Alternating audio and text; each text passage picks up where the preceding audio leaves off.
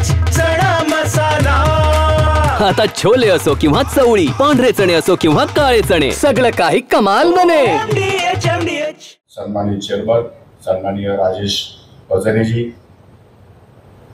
गोदावरी सहकारी दूध उत्पादक संघाचे सर्व सन्माननीय संचालक, शेतकरी बांधव, महिला भगिनी आणि माझ्या सहकारी मित्रांनो,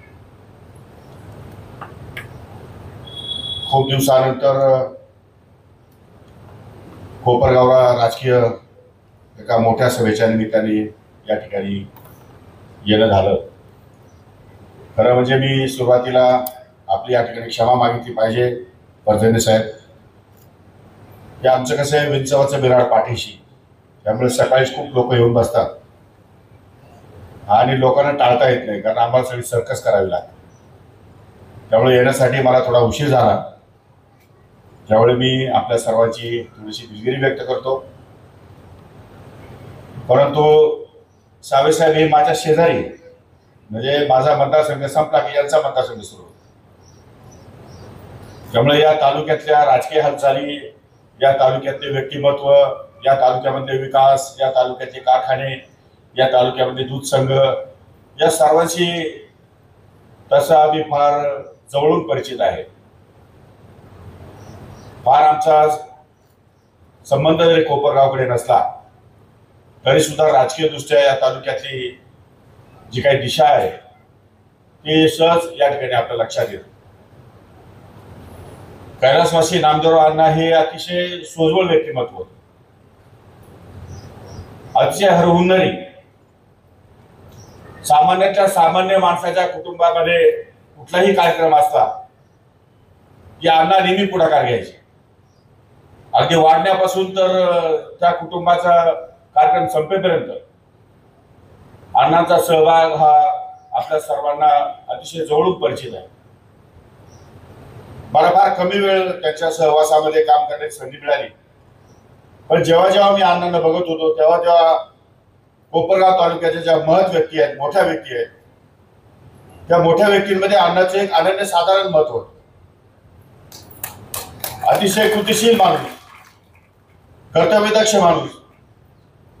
एकदा संस्था ताब्यामध्ये दिली की तिचं रूपांतर वटवृक्षामध्ये कसं करायचं ते अण्णांकडनं शिकलं पाहिजे।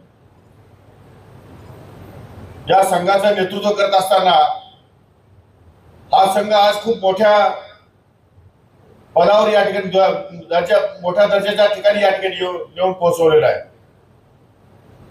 आणि त्यामध्ये अण्णांचं योगदान फार मोठं होतं। आज सुदैवानं राजेश पर्जने नेतृत्व करतायत, त्यांचा वारसा चालवत आहेत आणि महाराष्ट्रातल्या अनेक संघांमध्ये, महाराष्ट्रातल्या अनेक संस्थांमध्ये ते काम करत असताना एक आगळं वेगळं व्यक्तिमत्व,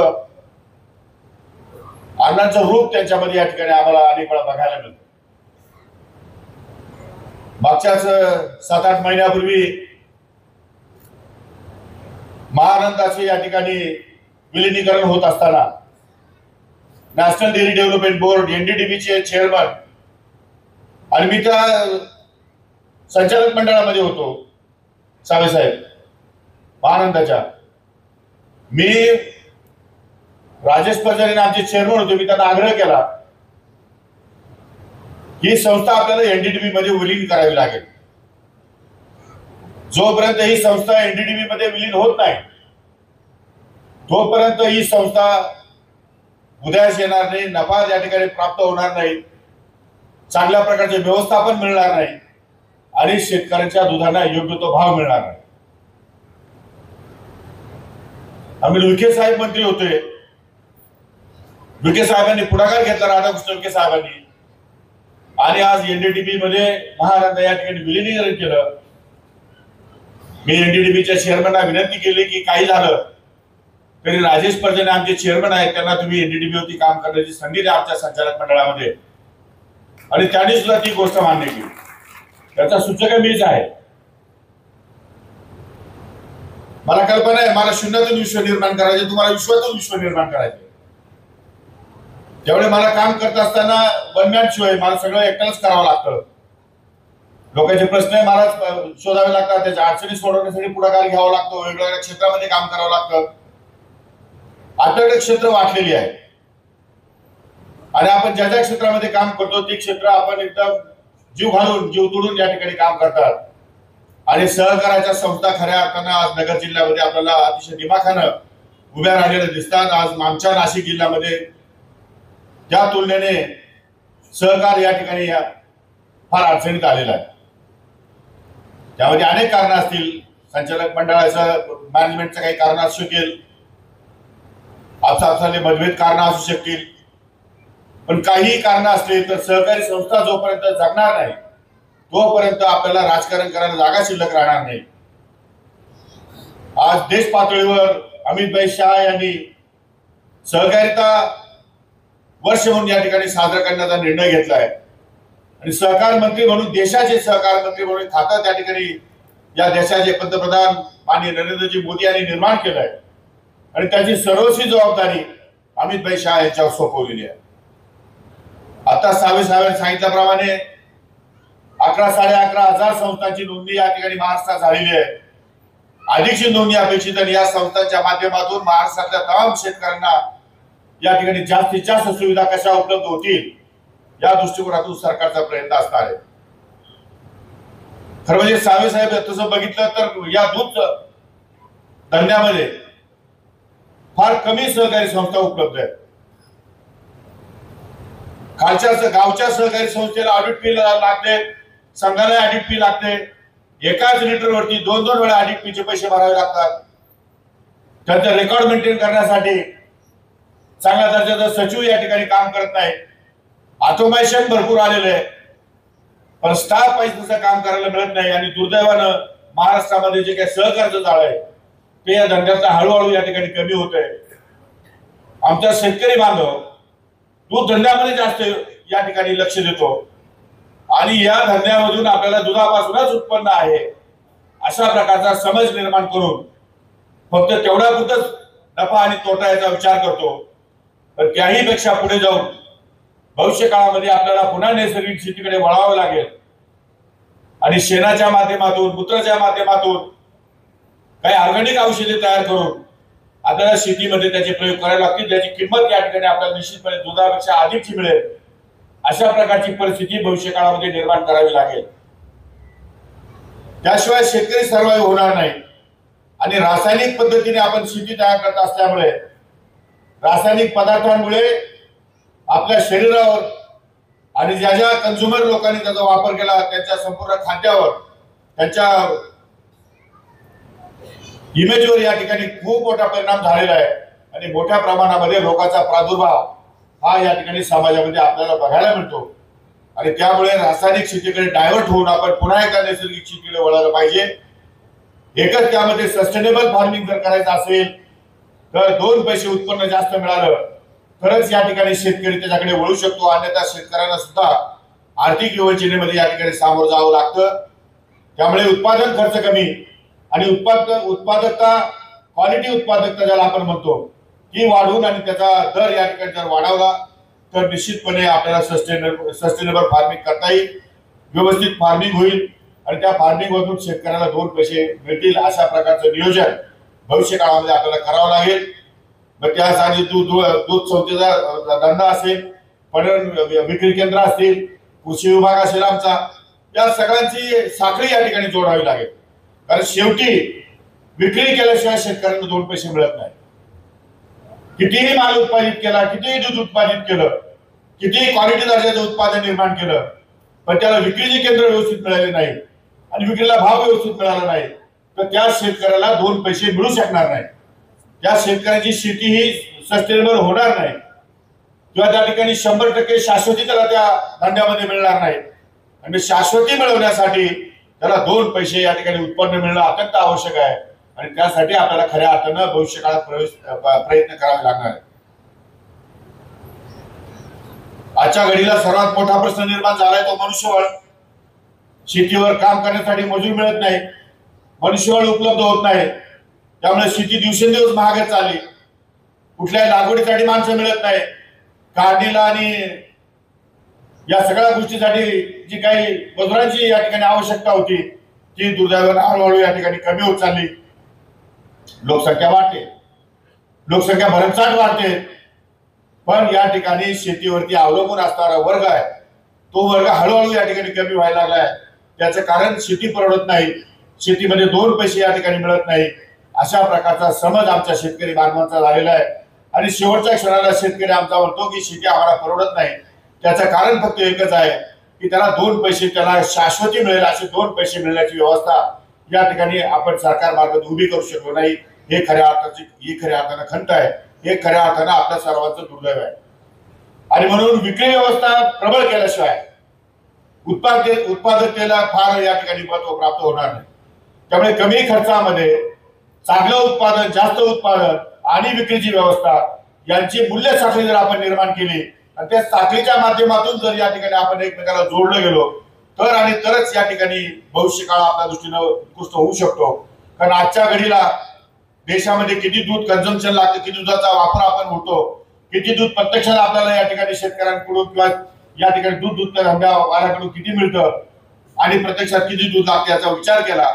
मोठ्या प्रमाणामध्ये दुधामध्ये भेसळ, दुधामध्ये आर्टिफिशियल दूध तयार करणारे प्रकार, अशा अनेक गोष्टी या ठिकाणी बघायला मिळतात. आपल्या शासनाच्या वतीनं आपण तिथे कमी पडतो. अशा प्रकारचे चौकशा, अशा प्रकारचे सेन्सेशन या ठिकाणी आधुनिक पद्धतीने या ठिकाणी निर्माण केले पाहिजे आणि चांगल्या प्रकारच्या दुधाला या ठिकाणी जास्त भाव कसा मिळेल अशा प्रकारचा प्रयत्न भविष्य काळामध्ये होणं आवश्यक आहे. दूध धंदा हा साधा धंदा नाही. मी सुद्धा एका दूध संघाचा चेअरमन आहे. इतके वर्ष मी प्रयत्न करतोय, पण अजूनही मी त्या दूध संघामध्ये सर्वाईव्ह होऊ शकत नाही. अजूनही आर्थिक अडचणीमध्ये संघ नवीन उभा केला, 50 कोटी रुपये खर्च केले, पण त्या संघाला पाहिजे ते उत्पन्न अजून मिळत नाही. शेतकरी सहकारी संस्थेमध्ये या ठिकाणी सहकारी संस्था स्थापन करायला तयार नाही. खाजगीचे संघ मोठ्या प्रमाणात निर्माण झाले, खाजगीमधून 2 पैसे जास्त भाव मिळतो, त्यामुळे लोक तिकडे जायला लागले. यामध्ये गुजरात राज्याचं फार मोठ्या प्रमाणामध्ये अतिक्रमण होतंय. आज तसा विचार केला तर या गुजरात राज्याच्या दूध धंद्यामुळे त्यांच्यामध्ये कोऑपरेटिव्ह धंदा एवढा जोरात आहे की त्यामध्ये आपल्याला महाराष्ट्रामध्ये त्या प्रमाणामध्ये आपण फार कमी आहोत. वास्तविक आपल्याकडे पोटेन्शियल मोठे आहे. मुंबई शहर आहे, आपण एक्सपोर्ट करू शकतो, आपण आयात करण्यामध्ये आपण जास्त या ठिकाणी लक्ष घालतो सरकार, पण निर्यात करता आले पाहिजे. अशा प्रकारचे चांगले प्रॉडक्ट निर्माण करता आले पाहिजे. आज गोदावरी दूध संघाने खूप मोठ्या प्रमाणामध्ये बाय प्रॉडक्ट निर्माण केले, त्यांचं मार्केटिंग केलंय, पण तरी सुद्धा मला पाहिजे त्या अपेक्षेने या ठिकाणी संघाचा जो काही नफा आणि फायदा व्हायला पाहिजे तो अद्याप या ठिकाणी प्राप्त होऊ शकला नाही. कारण सरकारचं क्षेत्र या ठिकाणी किंवा सरकारच्या योजना पाहिजे त्या पद्धतीमध्ये या ठिकाणी खालच्या शेतकऱ्यापर्यंत पोहोचत नाही. त्यामुळे यासाठी भविष्य काळामध्ये आपल्याला खूप प्रयत्न करावे लागतील. सरकारमध्ये असताना जास्तीत जास्त शेतकरी हिताचे निर्णय कसे घेतले जातील, शेतकऱ्यांचे फायदे कसे होतील, सहकारी संघ मजबूत कसे होतील आणि त्या दृष्टिकोनातून शेतकऱ्यांना 2 पैसे जास्त कसे मिळतील हा विचार भविष्य काळामध्ये आपल्याला करावा लागेल. आणि ती करण्याची जबाबदारी आमच्या सर्वांची, आपल्या सर्वांचीच आहे असं म्हटलं तर वावगं ठरणार नाही. राजेजी पर्जने यांनी अन्नाचा वारसा चालवत असताना या दूध संघाला मूर्त स्वरूप प्राप्त केलंय. अनेक वेळा अनेक ठिकाणी सातत्याने ते पुढाकार घेतात, पुढे असतात. आणि राधाकृष्ण विखे साहेब माझे मित्र आहेत, माझे नेते आहेत स्वतःचे. ते कधीही या ठिकाणी काही काम सांगितलं तर ते कधी नाही म्हणत नाही. अतिशय अभ्यासू आणि होतकरू असं व्यक्तिमत्व विखे साहेबांच्या माध्यमातून या नगर जिल्ह्याला मिळालेलं आहे. त्यामुळे त्यांचाही आपण सकारात्मक दृष्टिकोनातून वापर करून घेतला पाहिजे. आपल्या जिल्ह्याचीच नव्हे तर महाराष्ट्रातल्या शेतकऱ्यांना जास्तीत जास्त कसा न्याय देता येईल या दृष्टिकोनातून त्यांचे विचार सुद्धा खूप या ठिकाणी मौलिक आणि मार्गदर्शक ठरणार आहे. भविष्यकाळ हा आपल्याला सर्वांना चांगलाच या ठिकाणी जावो यासाठी आमचे प्रयत्न राहणार आहेत. सरकार प्रयत्नशील आहे.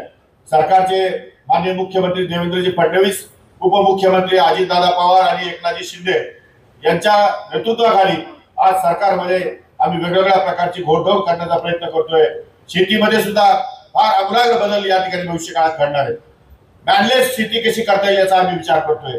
ट्रॅक्टर चालवताना ट्रॅक्टरला एकदा तुमच्या त्या शेताचं मोजमाप दिलं गेलं, 1 एकर असेल, 2 एकर असेल, 2.5 एकर असेल, 5 एकर असेल, ते मोजमाप दिल्यानंतर ते ट्रॅक्टर ऑटोमॅशन मध्ये एक माणसाने त्या ठिकाणी शेती केली पाहिजे. तो ऑटोमॅटिक ट्रॅक्टर संपूर्ण या ठिकाणी राऊंड मारून स्प्रेइंग असेल म्हणा किंवा खत टाकण्याची पद्धत असेल म्हणा किंवा सगळ्या गोष्टीमध्ये या ठिकाणी त्याने काम केलं पाहिजे. एवढंच नव्हे तर आपण ऊस उत्पादक शेतकरी आहोत. हार्वेस्टरच्या संदर्भामध्ये मी दिल्लीला या ठिकाणी मीटिंग माननीय नितीन गडकरी समोर घेतली आणि त्यांनी सांगितलं की हार्वेस्टरला आपण अनुदान 30 लाख रुपये देतो. आज हार्वेस्टरची किंमत 1 कोटी आणि काहीतरी 15-20 लाखापर्यंत आहे. तर तुम्ही पण 10-15% 5% लोकांकडनं शेतकऱ्यांकडनं घ्या आणि शेतकऱ्यांना हार्वेस्टर या ठिकाणी उपलब्ध करून द्या. आम्ही मात्र 30 लाखापेक्षा जास्त तुम्हाला सबसिडी देऊ शकणार नाही. एवढं राज्य सरकार एवढ्या मोठ्या प्रमाणात सबसिडी देणार नाही. आम्ही पूर्वी 20 लाख रुपये सबसिडी देत होतो. आता फार झालं तर केंद्र सरकारच्या बरोबरीने आम्ही सबसिडी देतो, 60 लाख रुपये देतो. एकटा कारखान्याने पुढाकार घेतला पाहिजे किंवा एकतर सहकारी संघाने पुढाकार घेतला पाहिजे किंवा गावातल्या सोसायट्या असतील मोठमोठ्या त्या सोसायट्याने पुढाकार घेतला पाहिजे. त्यांना आम्ही अशा प्रकारचे हार्वेस्टर देऊ शकतो. अशा प्रकारचा निर्णय या ठिकाणी आम्ही घेतलेला आहे. परंतु तरी सुद्धा 50% अनुदान या ठिकाणी मिळतंय. परंतु ते हार्वेस्टर मोठे असल्यामुळे मोठ्या क्षेत्राला ते हार्वेस्टर लागू होतात, छोट्या क्षेत्राला हार्वेस्टर या ठिकाणी परवडत नाही, लागू होत नाही किंवा लावता येत नाही. त्यामुळे मी नवीन एक कंपनी आली आता बँगलोरची कंपनी, 40 कंपन्या एकत्र मिळून या ठिकाणी ते नवीन संशोधन करतायत. मी ट्रॅक्टरवर ते ट्रॅक्टर मोल्डेड अशा प्रकारचं एक हार्वेस्टर त्यांना तयार करायला सांगितलंय की छोटा हार्वेस्टर तयार करा, छोट्या सिटीमध्ये छोट्या शेतकऱ्याला त्याचा उपयोग झाला पाहिजे. अशा प्रकारचे नवीन प्रयोग राज्यामध्ये या ठिकाणी आम्ही सुरू केले. त्यामुळे जेवढं आपल्याला यांत्रिकीकरण करता येईल, जेवढी शेती आपल्याला ऑटोमेशन मध्ये नेता येईल तेवढा विचार या ठिकाणी राज्य सरकार करणार आहे. आणि मी अनेक वेळा सांगितलंय की सरकारने शेतकऱ्यांच्या शेतामध्ये भांडवली गुंतवणूक सरकारने केली पाहिजे. शेतकऱ्यांना आम्हाला कर्ज घ्यायची गरज नाही पडली पाहिजे. शेतकऱ्यांना कोणाच्या दारात उभं राहण्याची गरज नाही पडली पाहिजे.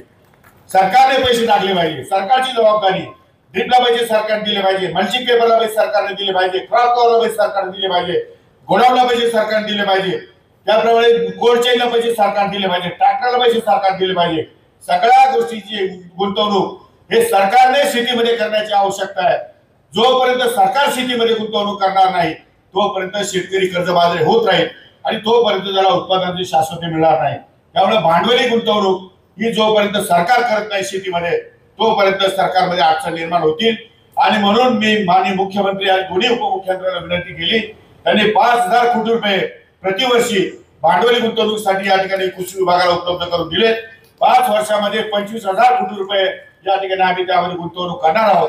निश्चितपणे चांगलं वातावरण या ठिकाणी उभं राहील. खरं म्हणजे परदेशामध्ये जेव्हा आम्ही जातो तेव्हा परदेशातली शेती जेव्हा बघतो त्या शेतीवरती अवलंबून असणारा वर्ग हा 5% आत आहे. 3%, 4%, 5%. आपल्या देशामध्ये शेतीवरती अवलंबून असणारा वर्ग हा जवळपास 50% पुढे 50% आसपास आहे. 50% आपली जर अवलंबून त्याच्यावर असेल तर आणि त्या ठिकाणी परदेशामध्ये 100% गुंतवणूक ही या ठिकाणी त्या ठिकाणी सरकार करतात. आपल्या देशामध्ये तसं होत नाही. परंतु टप्प्याटप्प्याने 25%, 50%, 75%, 80% गुंतवणूक ही सरकारने अनुदानाच्या रूपाने केली पाहिजे अशी माझी या ठिकाणची धारणा आहे. आणि त्या दृष्टिकोनातून आमचे प्रयत्न सुरू आहेत. लवकरात लवकर त्याला यश येईल आणि शेतकरी आमचा निश्चितपणे अतिशय समृद्ध होईल अशी या ठिकाणी अपेक्षा मी या निमित्ताने करतो. मी अधिक वेळ घेणार नाही. अण्णांच्या स्मरण दिनाच्या निमित्तानं आज हा कार्यक्रम या ठिकाणी केला आहे. अण्णाचं स्मरण आपल्याला आयुष्यभर राहील. कारण माझ्यासारख्या कार्यकर्त्यांना अण्णाकडनं त्यांचं सेवाभावी जे काही स्वभाव होता त्या सेवाभावी स्वभावाचाच फायदा या ठिकाणी माझ्यासारख्या सामान्य कार्यकर्त्याला होतो. कार्यकर्त्यांनी त्यांच्याकडनं हे शिकलं पाहिजे की जेवढं तुम्ही नम्र असाल, जेवढं तुम्ही सेवाभावी असाल तेवढे लोक तुमच्या बरोबर त्या ठिकाणी येतात आणि ते तुम्हाला निश्चितपणे पाठिंबा देतात. असं त्यांचं व्यक्तिमत्व होते, असा त्यांचा स्वभाव होता. आणि त्या दृष्टिकोनातून त्यांचंच या ठिकाणी विचार घेऊन या ठिकाणी राजेश पर्जने आणि हे संघ आपण या ठिकाणी पुढे सुरू ठेवलेला आहे. भविष्यकाळात सुद्धा अशाच प्रकारचं काम यापेक्षाही अधिक चांगलं काम या संघाच्या मार्फत या ठिकाणी उभं राहील अशी मी अपेक्षा व्यक्त करतो. पुन्हा एकदा अण्णांना या ठिकाणी मनापासून आदरांजली अर्पण करतो आणि या दूध संघाला शुभेच्छा देतो की भविष्यकाळ हा निश्चितपणे अतिशय उज्ज्वल असा भविष्यकाळ या दूध संघाला असेल आणि त्याचं श्रेय 100% या ठिकाणी अण्णांच्या स्मृतीलाच जाईल अशा प्रकारचा विश्वास व्यक्त करून माझे 2 शब्द संपवतो. जय हिंद, जय महाराष्ट्र. वाह, काय आता मिळाली का चव? होय तर आता मिळाली खरी चव. MDH चंकी चाट मसाला, जीवनाला खऱ्या चवीचे रंग. असली मसाले साथ सच MDH.